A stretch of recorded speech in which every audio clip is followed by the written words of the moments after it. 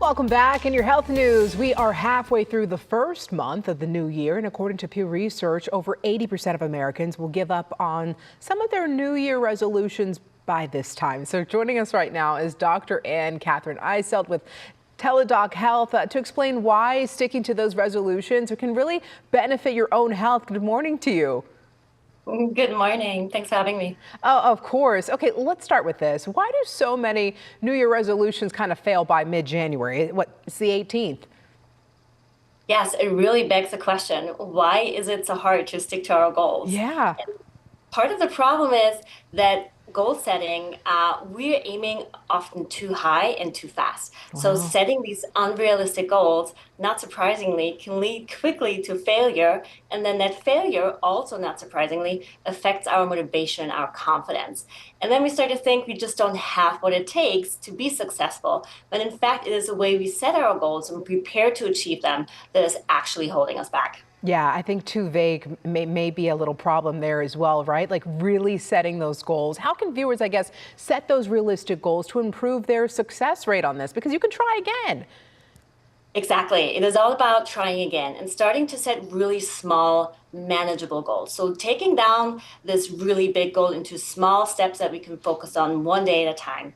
It's also about preparing and anticipating the challenges and the setbacks that will come up. So it's all about reiteration, finding what works out for you. Look for ways to track your progress and your effort. Celebrate those small wins, even though they might not feel that grandiose, but it's really about focusing on what you can control.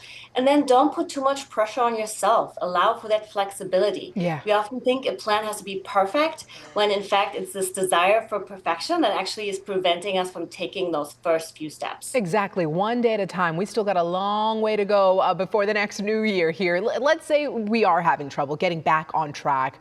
Are there any routines that can help maintain our goals maybe throughout the year?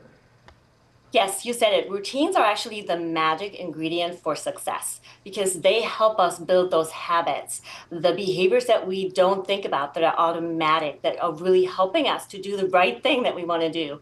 And it's all about creating those routines in the first place.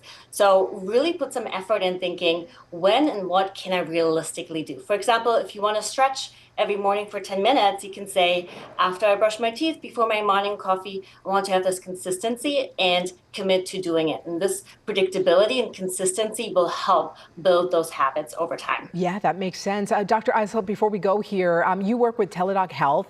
How can you or maybe other health professionals there help North Texans with their 2025 goals? Yes, everyone can use a little bit of help every Yes, once in a while, ma'am. especially if you're struggling finding something that works for you. So we at Teladoc have a variety of services and tools that can help individuals redefine and restart the health journey, especially if they're struggling to find something that really sticks and works. So Yeah. our platform connects users with doctors, with dietitians, therapists, health coaches that can really help provide this tailored approach because it's a very personal journey and we have to really think about your whole environment, your context to develop something that helps you stick to your health goals. Yeah, I try to tell my friends, my family, including myself, it is okay to get help. It is okay Yes. to get that help.